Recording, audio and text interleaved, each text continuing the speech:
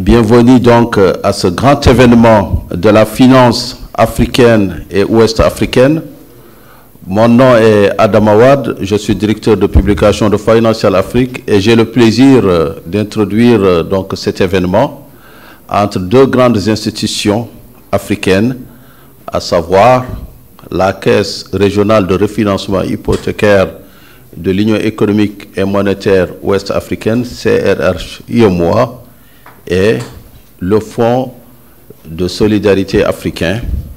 Donc deux grandes institutions, je pense qu'ils vont d'un instant à l'autre sceller une union, une extension de leurs activités autour d'un produit important dans l'écosystème bancaire, dans l'écosystème de l'immobilier, dans l'écosystème financier. Mais avant d'en venir à ce point précis, monsieur le secrétaire général du ministère de l'Urbanisme, de l'Habitat et de la Réforme foncière, messieurs les directeurs généraux, mesdames et messieurs, donc en vos rangs et qualités, avant de venir donc à ce point précis qui nous réunit aujourd'hui, je voudrais, avec votre permission, vous présenter ces deux institutions. La CRH-UEMOA, c'est la principale institution financière régionale œuvrant spécifiquement pour développer l'accès au logement. Avec une présence notable dans la zone UEMOA et un impact économique et social certain, un track record éprouvé dans le refinancement hypothécaire des banques et SFD de l'UEMOA avec l'octroi des ressources longues à des conditions avantageuses, une relation privilégiée avec les banques et les SFD de la région pour lesquelles elle apporte une assistance réelle sur la problématique du financement de logement. Quant au Fonds de solidarité africain, FSA, il dispose de la première dotation financière internationale d'émetteurs à long terme en devises, BAA1, donc l'investment grade, assorti d'une perspective stable accordée par l'agence Moody's. Le FSA est certifié ISO 9001 version 2015. Donc sa vision, c'est devenir une institution panafricaine forte et innovante au service de la transformation structurelle des économies des États membres. Donc, le FSA est présent dans 21 pays.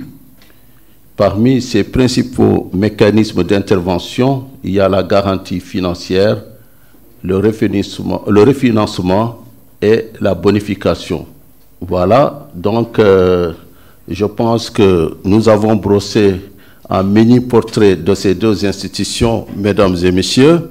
Il me reste maintenant à appeler les deux protagonistes du jour, les deux partenaires, à se relayer tour à tour pour chacun, en ce qui le concerne, présenter donc, ce programme, sa portée.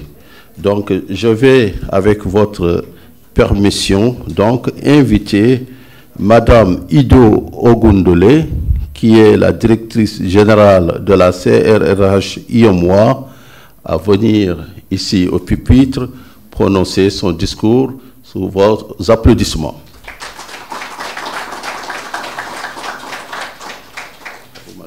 Monsieur le représentant du ministre d'État, ministre de l'Urbanisme, de l'Habitat et de la Réforme foncière, messieurs les administrateurs du FSA et de la CRH-UEMOA, mesdames et messieurs les directeurs généraux et représentants des banques et systèmes financiers décentralisés, messieurs les présidents de la Chambre des notaires et de l'Ordre des architectes, honorables invités, mesdames et messieurs. C'est avec un immense plaisir que je vous souhaite la bienvenue à cet événement qui marque le lancement d'un produit innovant au service des populations des 8 pays de l'UEMOA avec le Fonds de solidarité africain.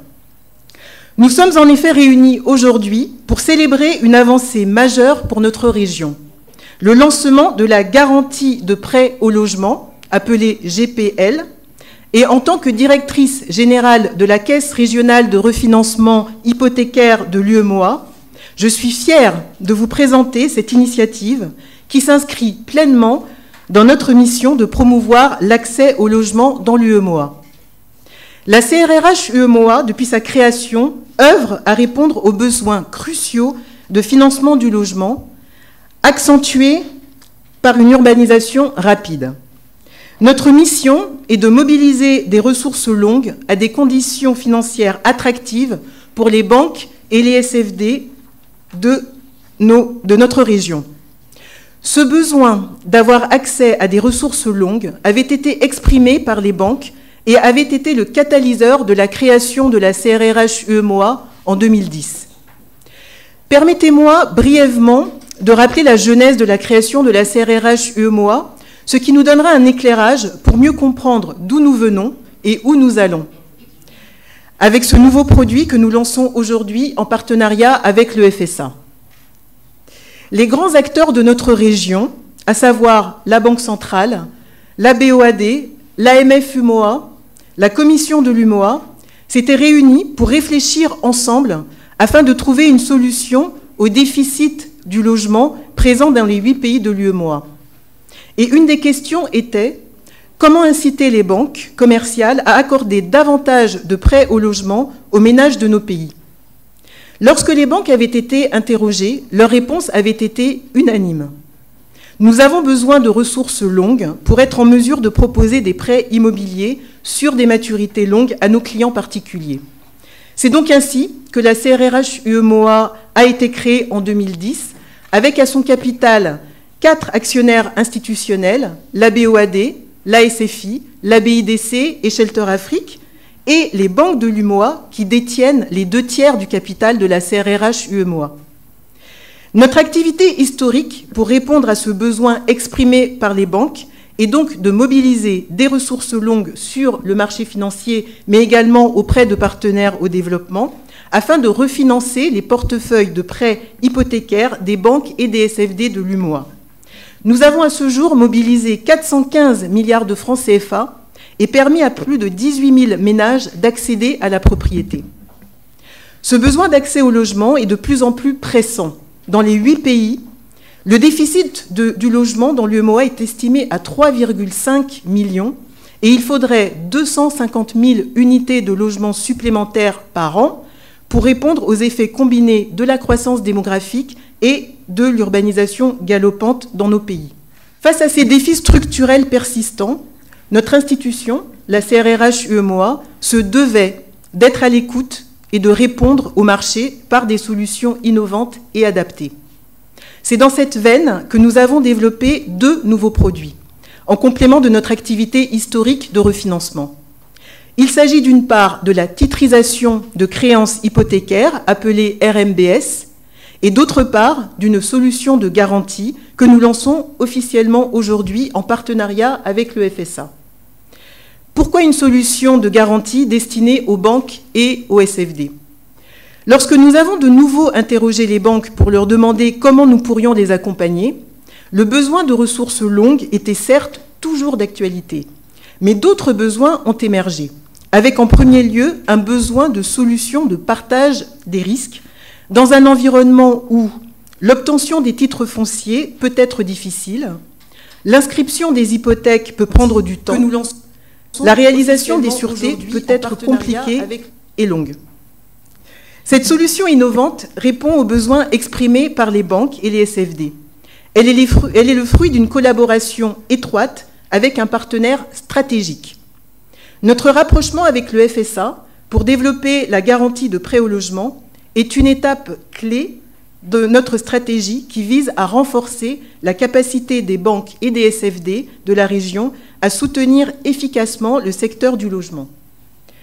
La garantie de prêt au logement, la GPL, est conçue pour partager les risques de crédit et diminuer le coût net du risque, tout en réduisant la consommation de fonds propres des banques, rendant ainsi le financement du logement plus accessible et durable, avec des impacts positifs sur la stabilité économique et le développement social de notre région. Je vais clore à présent mon propos en remerciant chaleureusement toutes les personnalités présentes, notamment Monsieur le représentant du ministre d'État, ministre de l'Urbanisme, de l'Habitat et de la Réforme foncière, Mesdames et Messieurs les directeurs généraux des banques et des SFD, et tous les acteurs de l'écosystème de l'habitat représentés ici aujourd'hui. Votre présence et votre engagement envers cette initiative capitale sont des témoignages de notre détermination commune à relever les défis de notre région. Nous invitons donc toutes les banques et les SFD de la région à adopter cette nouvelle garantie pour mieux servir leurs clients et contribuer au développement économique et social de notre communauté. Je vous remercie pour votre attention et je passe à présent la parole à Monsieur Diallo, le président général du FSA, notre partenaire stratégique. Je vous remercie pour votre attention. Monsieur le représentant du ministre d'État, ministre de l'Urbanisme, de l'Habitat et de la Réforme foncière, Madame la Présidente de la Chambre de commerce et d'industrie, Monsieur le Président du Conseil national du patronat du Togo, Mesdames et Messieurs les directeurs généraux des banques et institutions financières, Mesdames et Messieurs, c'est avec une grande satisfaction et un sentiment de fierté profonde que je me tiens aujourd'hui parmi vous à la présente cérémonie marquant le lancement officiel de la garantie de prêt au logement. Cérémonie organisée conjointement avec nos collègues de la CRH. Et comme l'a si bien indiqué ma très chère sœur, Yadou, cette étape significative représente une avancée majeure pour le financement du logement. Le partenariat entre nos deux institutions, le Fonds de solidarité africain, reconnu pour son expertise en matière de garantie financière, et la Caisse régionale de refinancement hypothécaire de l'UMOA, leader dans le refinancement de l'habitat dans la sous-région, présente une véritable avancée. Nous réunissons ainsi nos compétences et notre expertise pour répondre de manière innovante aux besoins essentiels du marché, en parfaite adéquation avec l'agenda 2063 de l'Union africaine, visant à assurer à chaque Africain un logement abordable et décent. Aussi, je tiens à exprimer mes sincères félicitations et mes plus profonds remerciements à ma collègue, Yedo, directrice générale de la Caisse régionale de refinancement hypothécaire, dont le leadership a été déterminant dans la concrétisation de ce projet ambitieux. Toutes mes félicitations. Parfait. Je souhaite également souligner l'engagement et la contribution remarquable de nos équipes respectives. Leur dévouement et leur collaboration sans relâche ont été déterminants pour atteindre cette étape cruciale. Mesdames et Messieurs, il est indéniable que le secteur du logement revêt une importance cruciale tant sur le plan économique que social. La construction et la rénovation des logements sont des piliers essentiels pour faire face à la crise du logement. En mobilisant toutes les parties intéressées, nous pouvons, c'est sûr, créer une synergie d'action collective efficace. Le partenariat avec la CRH, qui s'inscrit dans cette dynamique, offre à n'en point douter de nouvelles perspectives pour les prêts au logement dans notre sous-région. Le FSA, seul fonds de garantie à détenir une notation financière internationale Investment Grade, va apporter sa garantie, donc son savoir-faire. Et la CRH IMOA va jouer un rôle crucial en tant que facilitateur sponsor grâce à son expertise et son rôle catalyseur dans le secteur du logement.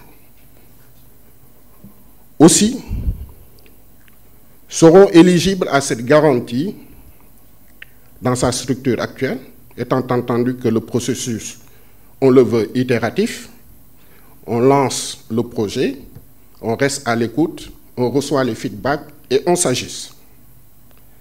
Il me semble que lors de nos interactions précédentes avec les différents intervenants du secteur, il y a des besoins spécifiques qui nous ont été remontés, qu'on a intégrés. Sur la première phase, qui démarre aujourd'hui, on va également rester à l'écoute. C'est un nouveau produit, on le veut puissant, fort, et on souhaite que les uns et les autres puissent se l'approprier. Dans cette dynamique, on s'attend à ce qu'au fur et à mesure, que les uns et les autres puissent nous faire part de leurs besoins spécifiques. Parce qu'en définitive, ce qui est recherché, c'est un produit sur mesure. On est en relation avec la commission bancaire, ça c'est de tout le temps.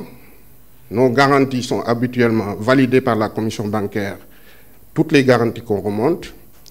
Et pour ce produit, on compte faire de même. Donc s'il vous plaît, remontez-nous régulièrement vos craintes, vos difficultés pour qu'on puisse en prendre compte. Alors, seront éligibles bien entendu pour ce produit les banques et les structures de microfinance qui demandent une bonne assise financière et une capacité avérée à gérer efficacement leur portefeuille de prêts au logement. Parce qu'il s'agira de lignes qu'on va mettre à votre disposition. Il s'agira pour les banques et les SFD d'inscrire et de nous faire des reportings. Donc c'est assez souple. Oui, vous recevez les requêtes des clients, vous les traitez, vous les inscrivez. C'est par la suite que vous nous remontez vos rapports pour nous dire tel et tel dossier ont été inscrits. Donc c'est véritablement souple. OK. Alors, pour ce qui concerne le montant, il pourra atteindre 5 milliards pour chaque banque, renouvelable bien entendu. Et puis on va prendre en charge 80%, on va couvrir 80% de chaque dossier. En cas de défaut, on est garant, on reçoit l'appel de garantie, on paie d'emblée 50%. Et on va vous laisser naturellement 3 ans pour essayer de recouvrer. Vous allez épuiser vos voies de recours et vous nous revenez, le solde est payé. C'est exactement ça. Je pense que c'est correct. N'est-ce pas? OK. Vous l'aurez compris donc, mesdames et messieurs, les avantages de la garantie de prêt au logement sont multiples. Pour les futurs propriétaires, elle offre des conditions de prêt plus avantageuses. Pour les institutions bancaires, elle permet une optimisation des fonds propres et une augmentation de leur capacité. Donc vous recevez des facteurs d'atténuation des risques, ça compte véritablement dans le cadre de l'allocation de vos ressources. Pour le secteur du logement, de manière globale, elle stimule à la fois la demande et l'offre. Les acheteurs, on les aide à acquérir. Les promoteurs, mais pas dans le cadre de ce projet, les promoteurs avec qui on a l'habitude de travailler, on les aide également à mobiliser des ressources. Donc on aide à construire et on aide à acheter, tout simplement. Pour l'écosystème dans son ensemble, elle garantit une sécurité financière accrue pour les ménages, dynamise la production économique et contribue à l'amélioration des infrastructures. On dispose de ressources, on dispose également de fonds à long terme. Les promoteurs sont financés, en principe, c'est plus rapide de construire, et puis ça donne l'avantage de construire dans les meilleures conditions. Voilà. En résumé, la garantie de prêt au logement se présente comme une solution incontournable pour soutenir et renforcer le marché immobilier au sein de la zone UMOA. C'est notre vocation d'appuyer toutes les actions porteuses au niveau de nos pays membres.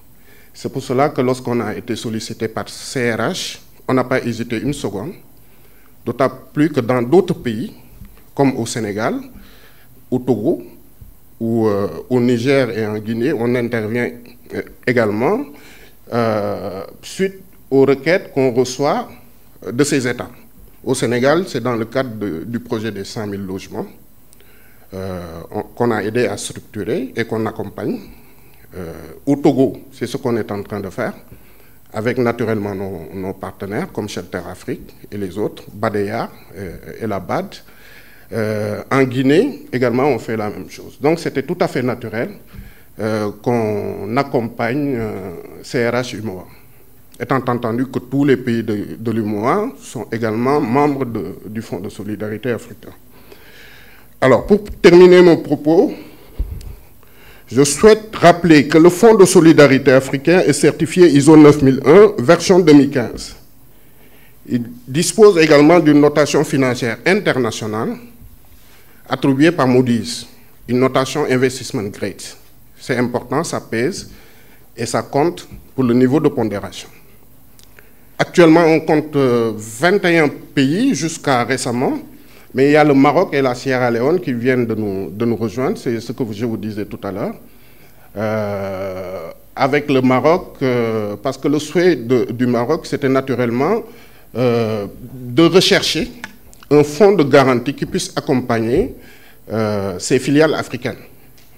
C'est pour cela qu'on a signé un accord de partenariat avec Attijari. Bientôt, ça va être avec le BOA, juste pour dire aux uns et aux autres qu'on est dans une dynamique forte et que vous accompagnez, même au-delà du produit, vous accompagnez est naturel chez nous. Voilà. Donc, c'est ce que je tenais à dire. Naturellement, on va rester à votre disposition pour les questions. Mais véritablement, le problème de l'habitat social n'est pas que commercial. Il est d'abord économique et social. C'est extrêmement important. La tendance, ce qu'on voit actuellement dans nos villes, avec le développement des bidonvilles et autres, c'est parfois on se dit, ce n'est pas le problème des banques commerciales qui recherchent le produit, qui recherchent au-delà de... Bon, on a l'habitude de dire l'intérêt collectif, c'est la somme des intérêts individuels. La banque va chercher son intérêt individuel. Mais sans s'en rendre compte, naturellement, elle agit pour l'intérêt général. Donc, vous financez le développement, c'est naturel. Mais il me semble que le problème de l'habitat devrait être adressé de manière spécifique. C'est ce que CRH essaie de faire. C'est ce qu'on essaie de faire également à l'accompagner. Mais on se doit, et on l'a compris, de pouvoir vous proposer quelque chose qui soit attractif, d'accord? Qui ne vous dévie pas de vos objectifs essentiels. Vous cherchez la rentabilité, on met à votre disposition un produit qui puisse vous accompagner tout simplement. On ne va pas vous demander de faire moins que ce que vous faites actuellement, mais plutôt vous aider à mieux faire ce que vous faites, tout en impactant un secteur qui nous tient à cœur, tous.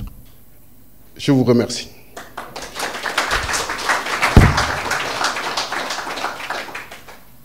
Merci. Des applaudissements donc pour les deux institutions.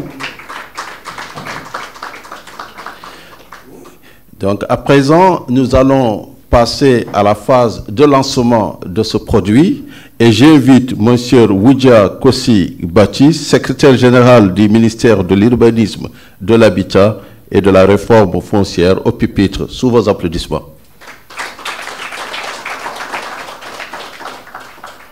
Je vous présente les excuses de Monsieur le ministre d'État, ministre de l'Urbanisme, de l'Habitat et de la Réforme foncière, qui en principe devait être ici pour cette cérémonie. Mais vous savez, au niveau du gouvernement, le chantier est grand. Le chantier est très grand. Et dans le cadre de ce chantier et des travaux de ce chantier, il est pris ce matin et il m'a fait l'insigne honneur de venir le représenter et ensuite vous donner son mot de salutation et de bienvenue à tous ceux qui ont quitté dans les autres pays pour arriver ici, et ceux qui sont ici et ont fait le déplacement à l'hôtel Sarakawa. Vous avez son salut et ensuite, je vous livre son mot. Monsieur le directeur général de FSA, Fonds de solidarité africain. Madame la directrice générale de CRRH, messieurs les directeurs généraux, les directeurs centraux, les chefs de mission,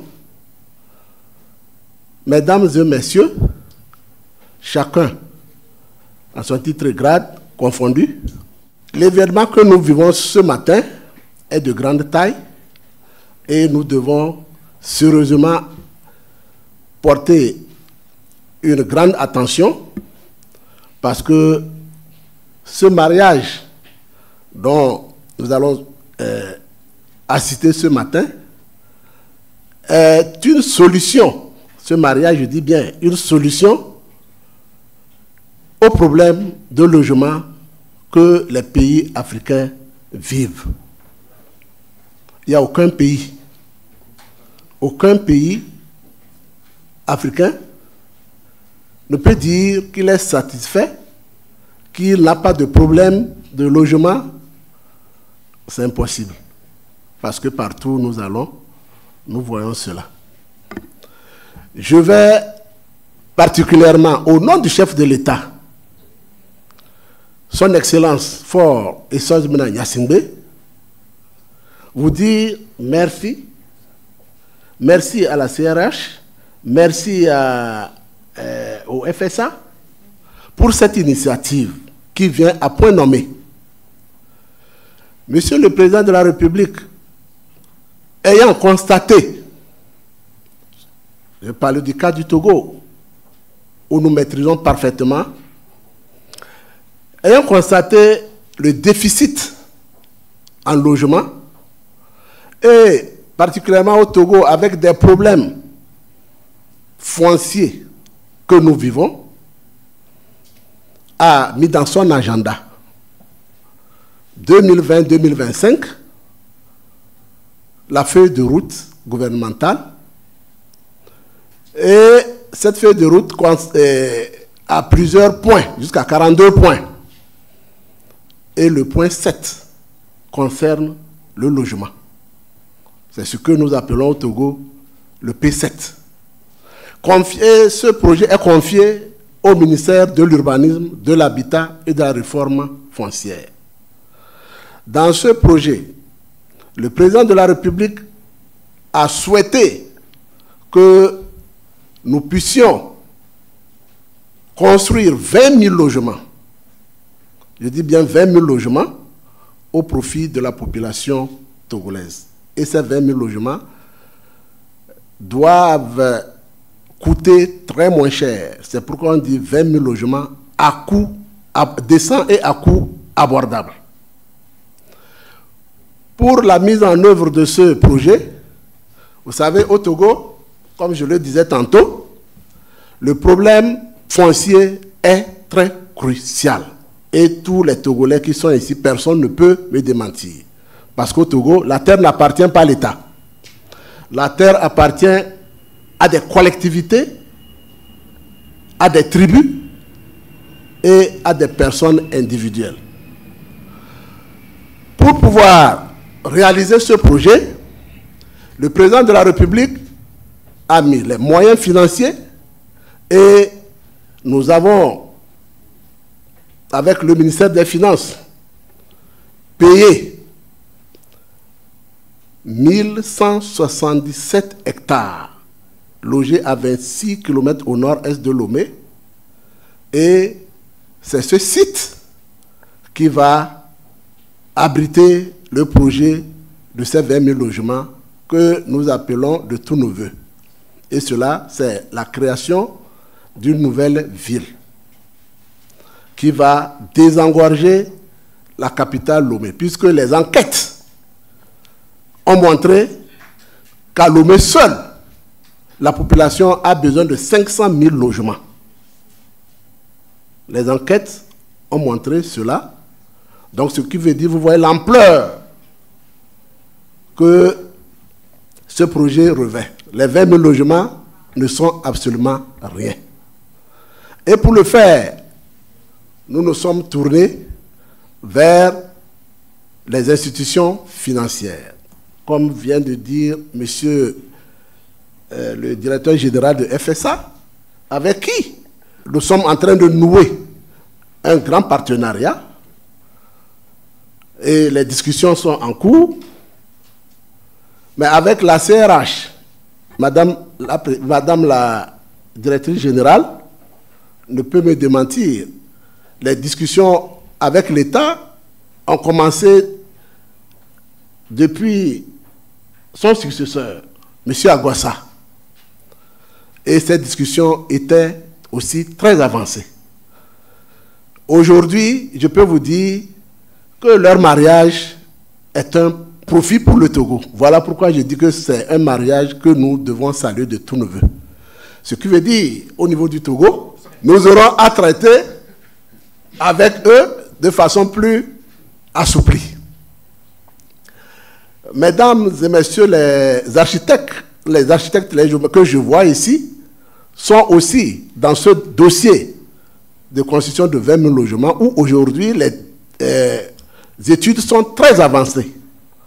Très avancées en ce sens que beaucoup même ont déjà déposé leurs résultats de leurs études et que bientôt vous verrez que ces travaux vont réellement commencer.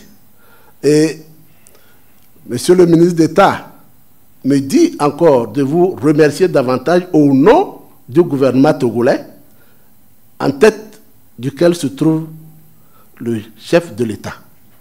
Parce que, une fois encore, c'est un grand merci parce que ce mariage aura lieu au Togo.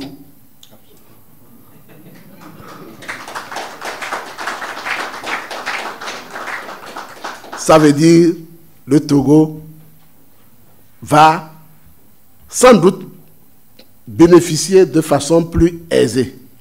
Et soyez rassurés qu'au Togo, nous vivons la paix, la concorde. Sans la paix, sans la concorde, sans le vivre ensemble, rien ne peut se réaliser. C'est pourquoi le chef de l'État, son Excellence Fort et Swaziman Gnassingbé se bat de tous les côtés pour instaurer cette paix. Et vous-même, vous aurez pu remarquer, avec des élections législatives et régionales que nous venons d'assister une première fois dans l'histoire du Togo, cette victoire éclatante et le rejet, ou bien l'approbation de toute la population togolaise à la politique du chef de l'État. Donc soyez-en rassurés, ce mariage que vous aurez à faire aujourd'hui, le gouvernement togolais est derrière vous et vous soutiendra par tous les moyens pour que cette politique de financement réussisse. Il faut remarquer aussi, je vais directement m'adresser à la CRH, c'est bien vrai, depuis un certain temps, la CRH a bien fait le travail, a financé les banques. Nous avons vu, mais malheureusement, les banques dont les représentants sont ici ne le font pas selon la politique du CRH.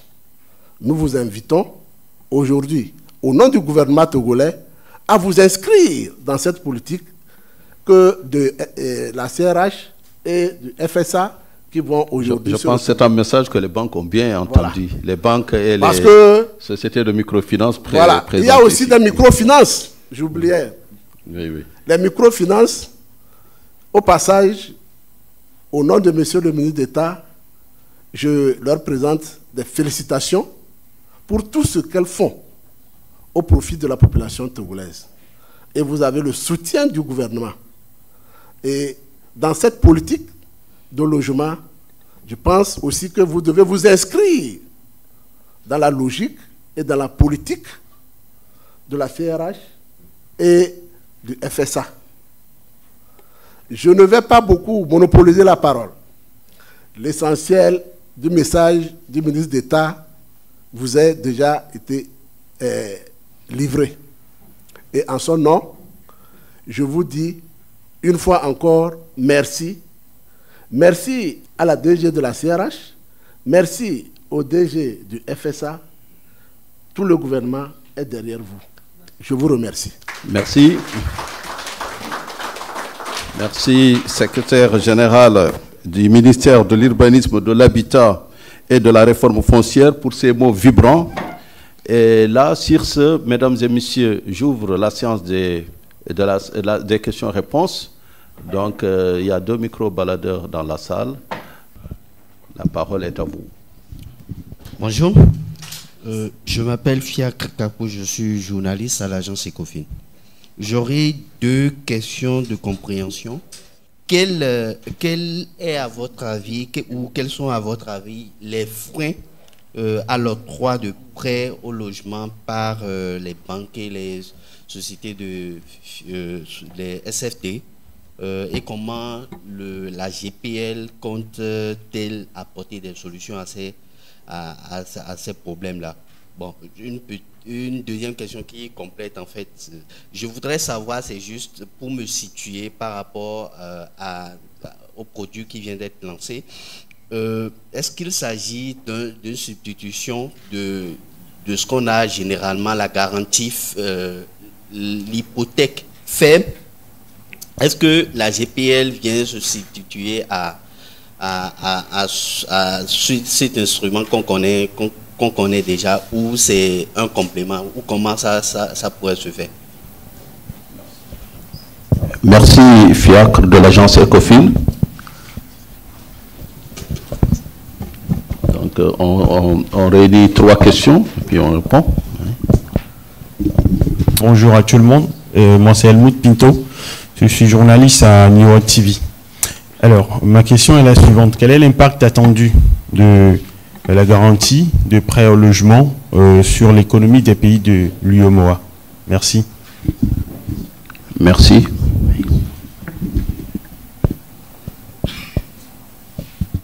Alors bonjour, moi c'est Arnold Kiliou, journaliste à la TVT. C'est une question d'éclairage. Je voudrais m'adresser au directeur de la FSA. Quels sont les critères d'éligibilité pour les institutions financières qui souhaitent s'inscrire à la GPL? Merci. Je pense que nous pouvons répondre déjà à ces 3 questions. Oui, merci beaucoup et merci pour ces questions qui vont apporter un éclairage par rapport aux produits que nous lançons aujourd'hui. Donc, il y avait une première question qui était relative aux freins à l'octroi des prêts. Donc, il y a de nombreux freins à l'octroi des prêts. C'est vrai que nous espérons, avec la GPL, pouvoir dynamiser cette demande, cet octroi des prêts par les banques et par les SFD. Je dirais que je vois principalement 3 freins. Le premier frein, c'est que les banques et les SFD ont besoin d'avoir des ressources longues pour pouvoir accorder des prêts à leurs clients particuliers. Pourquoi? Parce que les prêts au logement sont par définition, par essence, des prêts sur une maturité longue, pour permettre aux clients, aux emprunteurs, d'avoir des échéances suffisamment faibles et que les clients puissent payer ces échéances. Donc, si les banques et les SFD font des prêts au logement sur des maturités longues, il faut qu'en face de cela, ils aient des ressources longues. Et c'est l'activité historique de la CRRH UEMOA d'offrir des ressources longues aux banques et aux SFD. Donc ça, c'est le premier point, un premier frein. Le deuxième frein, après, il y a d'autres freins qui, je dirais, sont plus d'ordre structurel. Le deuxième frein, et monsieur le représentant du ministre l'a évoqué, c'est la difficulté pour accéder à des titres fonciers. Ça, c'est un vrai problème, même si les différents États ont fait énormément d'efforts pour améliorer cet état de fait. Il n'empêche qu'il n'est pas rare de voir, ou en tout cas il peut arriver dans certains pays, qu'un titre foncier est donné à plusieurs personnes. On peut également voir des cas où, pour obtenir un titre foncier, ça prend des mois, des années. Donc ça, c'est un réel frein. Et par rapport, en fait, à ce frein, la solution de GPL va apporter une solution dans le sens où la GPL accepte les titres précaires, les titres qui sont en cours de constitution pour devenir des titres fonciers définitifs. Donc ça, c'est vraiment une avancée majeure qui va donner de l'oxygène, je dirais, aux banques dans leur activité d'octroi de prêts au logement. L'autre frein structurel que je vois, c'est la lenteur pour l'inscription des hypothèques. Ça également, c'est un vrai sujet. C'est compliqué, c'est long, ça coûte cher également. Et donc par rapport à ça, la GPL, qui est une solution de partage des risques, va apporter une solution par rapport à cela, puisque, comme l'a indiqué mon frère, le directeur général du FSA, une banque qui souscrit la GPL, en cas de défaillance de l'emprunteur, va pouvoir immédiatement, et c'est une garantie à première demande, appeler la garantie fournie par le FSA, et puis, en fait, avoir le temps que l'inscription hypothécaire soit finalisée et, en fait, faire appel aux sûretés après. Donc, ça laisse du temps, ça donne encore une fois de l'oxygène aux banques, aux SFD. Donc, voilà en résumé 3 freins. Il y en a d'autres, hein, mais les 3 freins principaux, selon moi, c'est premièrement l'accès à des ressources longues pour les banques et les SFD, et puis les 2 freins structurels qui sont la difficulté d'accès à des titres fonciers et la lenteur par rapport à l'inscription des hypothèques. Pour la première question qui a été posée, madame, ma très chère sœur a déjà répondu.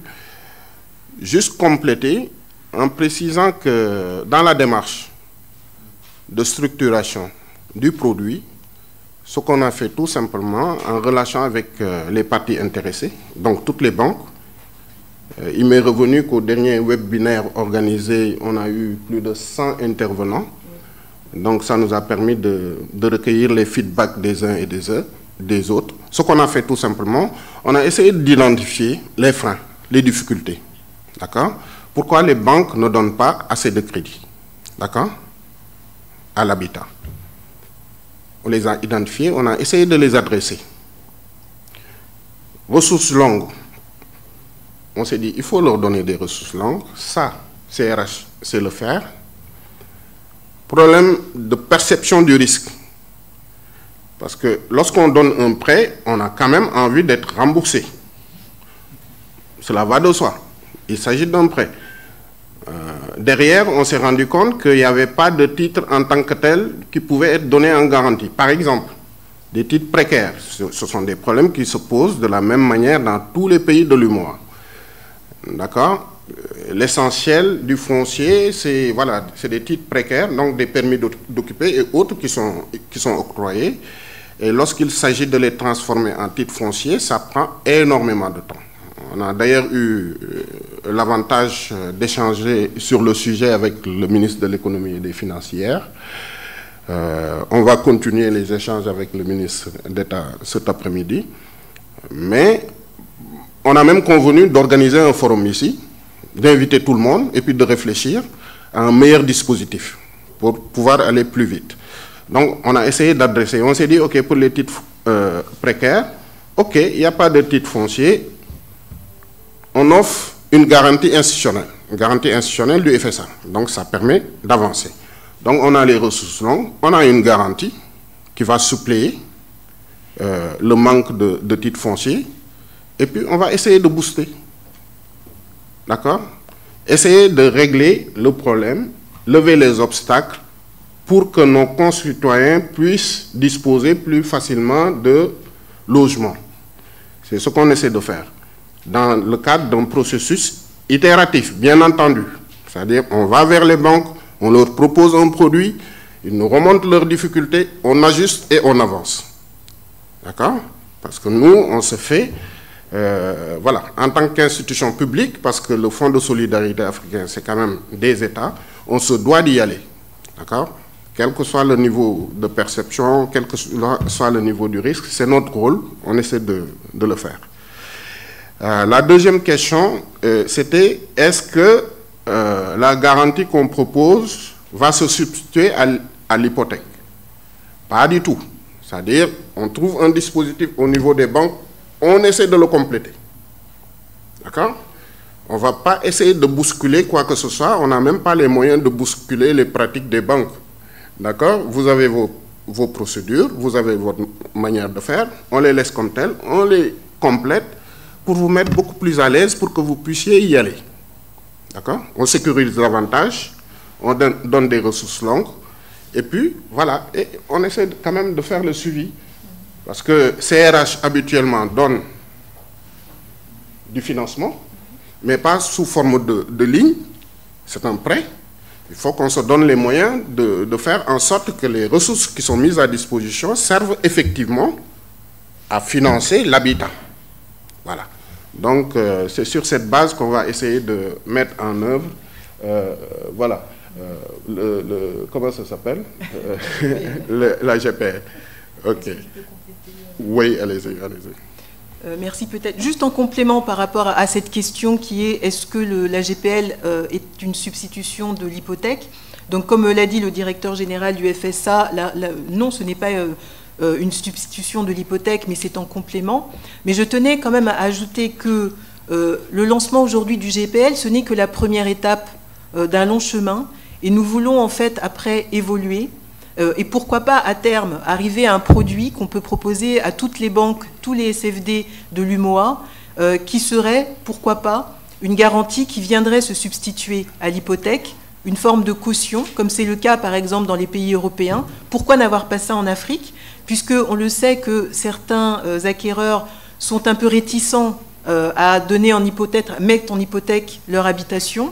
Donc là, ce n'est que la première pierre, je dirais, un édifice que nous sommes en train de construire avec le FSA, mais nous voulons en fait continuer à travailler, continuer à réfléchir tous ensemble pour trouver une solution qui nous permettra de résoudre les problèmes qui sont vraiment importants dans les 8 pays de l'UMOA par rapport à ces problématiques de logement. Donc voilà le complément que je souhaitais apporter. Merci. Alors, pour la troisième question de New Web TV, M. Tito, voilà, qui posait la question, quel est l'impact attendu sur les économies de l'UMOA? Alors, ce qu'on a l'habitude de dire, c'est que lorsque le bâtiment va, tout va. Nous, on essaie de faire en sorte que le bâtiment, voilà, que ça aille véritablement.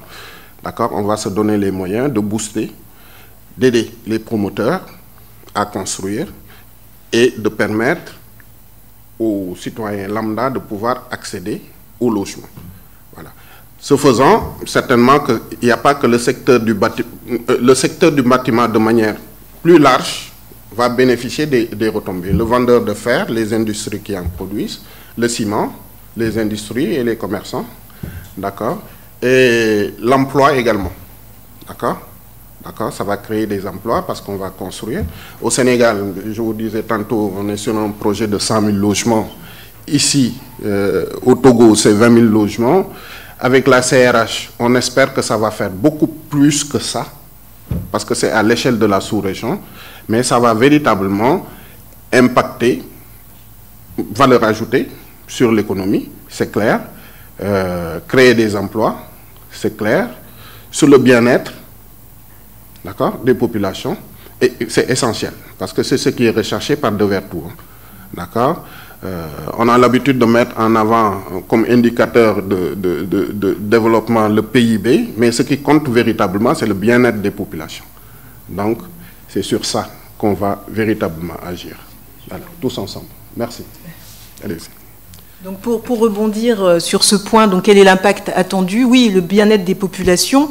Pourquoi? Parce que grâce à ce produit, ce qui est recherché, l'impact qui est recherché et attendu, c'est véritablement que de permettre au plus grand nombre de ménages des pays de l'UMOA d'accéder au logement. C'est vraiment ça le but ultime. Et comment en fait cela pourra se faire? Eh bien c'est parce que les banques et les SFD, nous leur donnerons les moyens de pouvoir proposer des prêts à leurs clients particuliers. Grâce à ce mécanisme de partage de risques, les banques et les SFD seront beaucoup plus confortables d'accorder des prêts immobiliers à leurs clients avec des conditions assouplies, grâce à cette mécanique de partage de risques.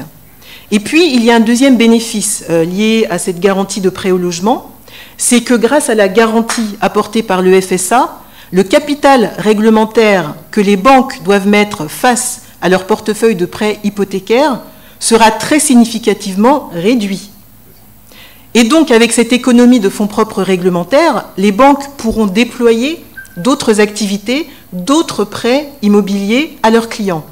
En d'autres termes, avec le même montant de capital réglementaire, elles pourront accorder beaucoup plus de prêts au logement à leurs clients.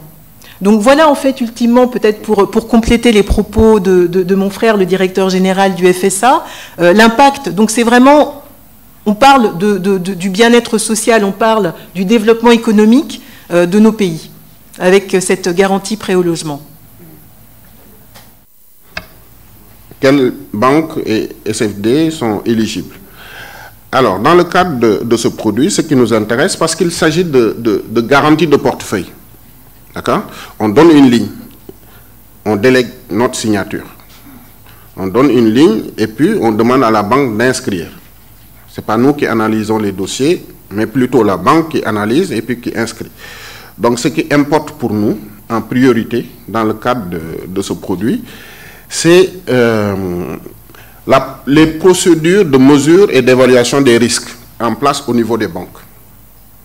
On a l'avantage d'avoir en face des institutions régulées, donc avec la commission bancaire. Donc, sous ce rapport, on n'a pas de crainte. Mais régulièrement, effectivement, lorsqu'on sera sollicité, d'accord, on va s'intéresser au taux de sinistralité au niveau des banques, d'accord, aux procédures qui sont appliquées de sélection des dossiers. C'est des critères qui, à mon avis, ne serait-ce de toute façon pour les banques, ne devraient pas poser de problème. L'essentiel, on travaille de toute façon avec pratiquement toutes les banques de la sous-région, qu'on connaît très bien. On vient de recevoir un dossier de la BOA. Hein. Avec Coris Bank, on est sur le point de signer un accord de partenariat au niveau du groupe. Donc, on est tout à fait à l'aise au niveau de la sous-région. Donc, l'essentiel des banques sont des banques partenaires. On n'a pas de problème et on n'a pas d'appréhension. Toutes les banques peuvent bénéficier, en définitive, de notre intervention dans le cadre de ce produit. Voilà. Merci. Oui, et en complément, donc oui, toutes les banques de l'UMOA, mais également les SFD, c'est important hein, parce qu'ils participent également à la distribution des prêts au logement. Nous avons, comme nous l'avions indiqué tout à l'heure, nous avons fait la semaine dernière un webinaire auquel ont participé plus de 150 participants. Il y a eu vraiment des questions très intéressantes qui nous ont permis également d'affiner notre offre. Et nous allons faire un roadshow, nous allons aller dans les 8 pays de l'UMOA. Donc nous vous communiquerons les dates de façon à ce que nous puissions aller visiter individuellement toutes les banques, tous les SFD qui sont intéressés d'en savoir plus pour voir dans leur cas comment est-ce que ce mécanisme va pouvoir s'adapter. L'idée, c'est de répondre à toutes vos questions. C'est un processus, je dirais, évolutif, c'est-à-dire comme l'a dit le directeur général du FSA, nous allons encore nous adapter en fonction des retours que nous recevons des banques et des SFD que nous allons visiter. Voilà, en termes de critères d'éligibilité, je dirais que c'est vraiment ouvert à toutes les banques, tous les SFD, du moment que vous avez la volonté de développer votre portefeuille de prêts au logement accordé aux particuliers, à vos clients particuliers. Alors, je pense, en dernier mot, s'il n'y a pas d'autres questions, bien sûr, en dernier mot, donc, au secrétaire du ministère de l'Urbanisme, qui sera suivi d'une photo de famille pour immortaliser le moment, et puis par la suite, nous vous inviterons à un cocktail juste en face. Donc, SG, à vous. Merci. Avant mon dernier mot, permettez-moi aussi de poser une question ou bien une doléance. Donc, un dernier mot sous forme de question et de doléance. Au SR et à la Caisse régionale de refinancement hypothécaire, Et puis, peut-être dans la réponse, le DGFSA pourra l'appuyer. Bon, nous avons remarqué, généralement, bon, je prends le cas du Togo et à partir de là, je fais l'extrapolation au niveau des autres pays de l'UMOA. Au Togo, les études ont montré que près de 80% de la population sont dans le besoin de logement. Mais leurs revenus sont très faibles. C'est ce qui les empêche à pouvoir accéder à un logement décent.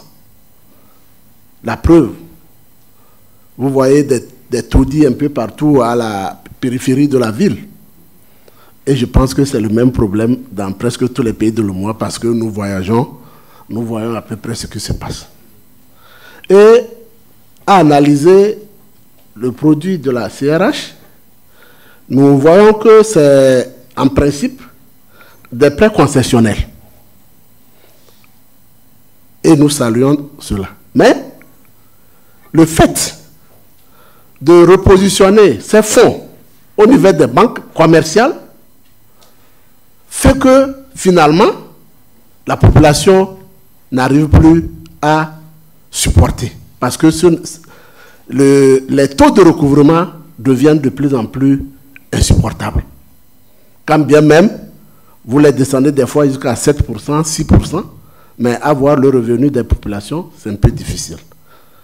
Pour cette raison, est-ce que la CRH ne peut pas créer un guichet à son niveau pour pouvoir livrer ou bien octroyer ses prêts concessionnaires, puisque au Togo, nous n'avons pas une banque de l'habitat.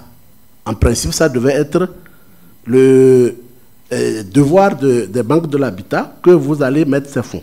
Mais c'est des banques commerciales qui ont besoin du profit, quoi qu'on dise. C'est des banques qui ont besoin du profit.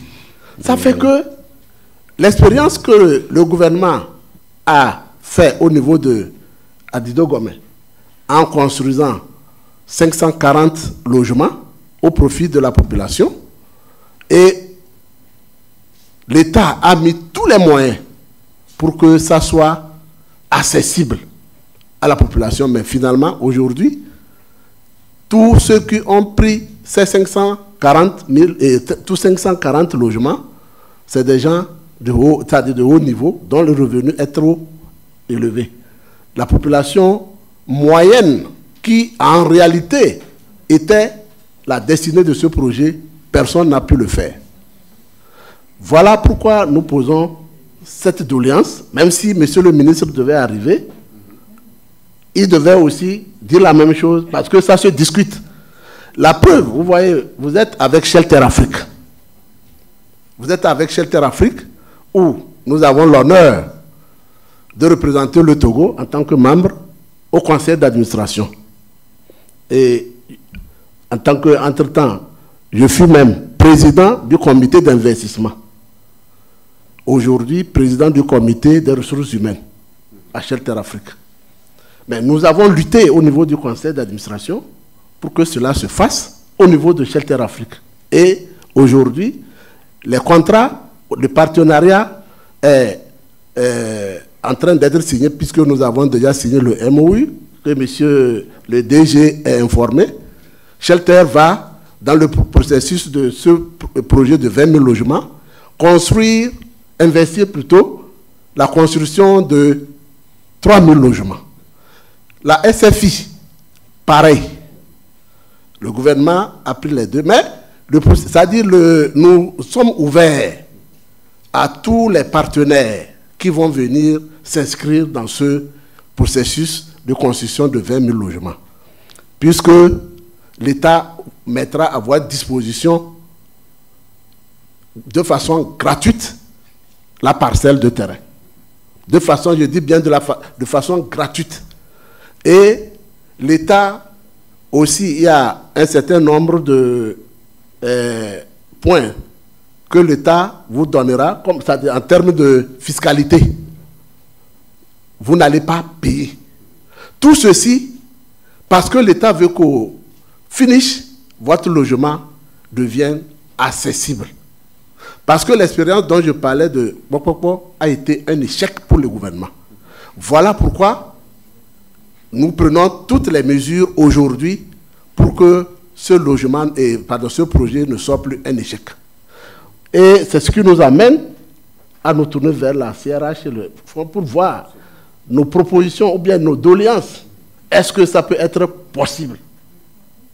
Voilà, monsieur le DG et madame la DG. Merci beaucoup pour cette question. Oui, effectivement, nous avons tous conscience que 80%, donc au Togo, 80% de la population est dans le besoin de logement, mais on peut facilement extrapoler ça à tous les pays de l'UEMOA. Et le point, c'est que une très forte partie de cette population a des revenus faibles. Et donc, il nous faut trouver une solution pour adresser ces besoins. Nous avons 2 guichets, en réalité. Nous avons le guichet qui est fourni à partir des ressources que nous levons sur les marchés financiers. Donc, les destinataires, ce sont les banques.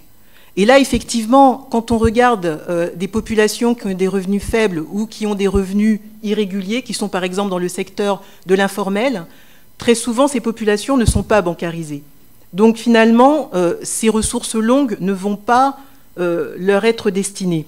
Et c'est la raison pour laquelle nous avons un 2e guichet, qui est le guichet des ressources concessionnelles, auprès desquelles les banques peuvent également se fournir. Mais le point qui est important, que nous avons développé depuis quelques années, c'est de proposer ces ressources concessionnelles également au SFD.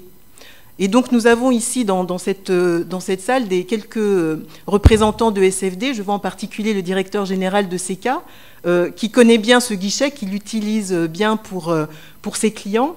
Et donc c'est par ce biais que nous pouvons accéder à d'autres types de populations que les populations qui sont bancarisées, les populations classiques qui sont bancarisées.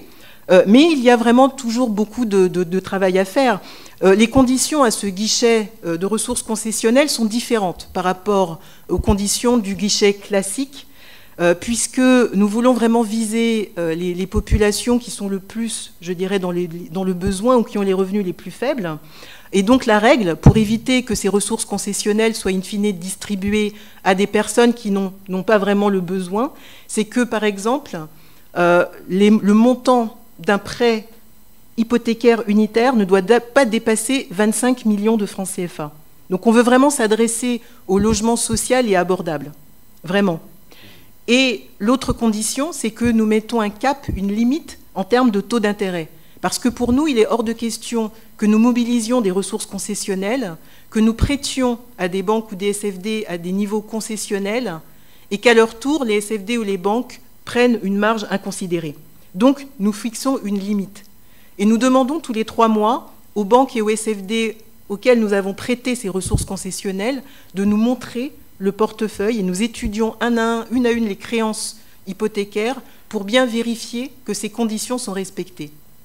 Donc, c'est un défi qui est immense. Il y a encore beaucoup de chemin à faire, mais nous avons écouté les demandes des différents États, dont celui du Togo, et nous avons ouvert ce guichet concessionnel en donnant accès au SFD de façon à pouvoir pénétrer dans les populations avec les revenus les plus faibles.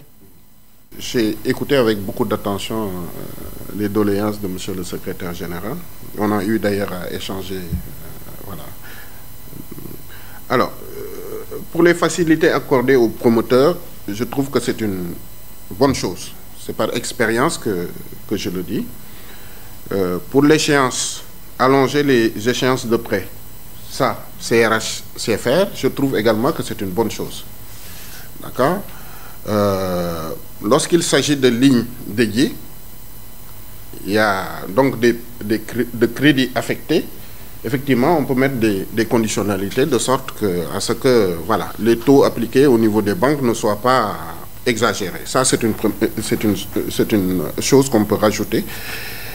mais préciser également que tout est question de volonté politique. Ça dépend de jusqu'à quel niveau veulent ou peuvent aller nos États pour booster l'habitat social. Dans certains pays, je sais qu'il y a des fonds de bonification qui sont mis en place. D'accord? On a des revenus faibles. On fait en sorte que le taux qui est appliqué, on prend des dispositions pour les réduire. C'est-à-dire l'État prend une part dans le cadre de fonds de bonification. C'est-à-dire le coût de sortie au niveau de la banque, c'est 10%. L'État accepte de prendre les 3%. Ça se fait ailleurs et ça marche véritablement. Donc, je pense que si on approfondit, voilà, on a des mesures de facilité pour les promoteurs. C'est une bonne chose. Les coûts des villas sont beaucoup plus bas. On peut faire pareil. C'est-à-dire, on a aidé le promoteur, on peut également aider les acheteurs. D'accord? On met en place un fonds de bonification et puis on essaie en accord avec les banques, leur permettre pour ne pas gêner véritablement leur dispositif, inscrire. C'est-à-dire inscrire et puis se retourner vers l'État qui prend le différentiel régulièrement. C'est une manière de faire également. Voilà. Donc, parce qu'il faut un tout pour faire le monde. Hein. Donc, si on mutualise nos forces, je pense qu'on va véritablement y arriver. Merci beaucoup. Donc, cette fois-ci, vraiment, avec votre permission, j'invite les photographes à venir prendre la photo de famille. Et puis, sous vos applaudissements, donc,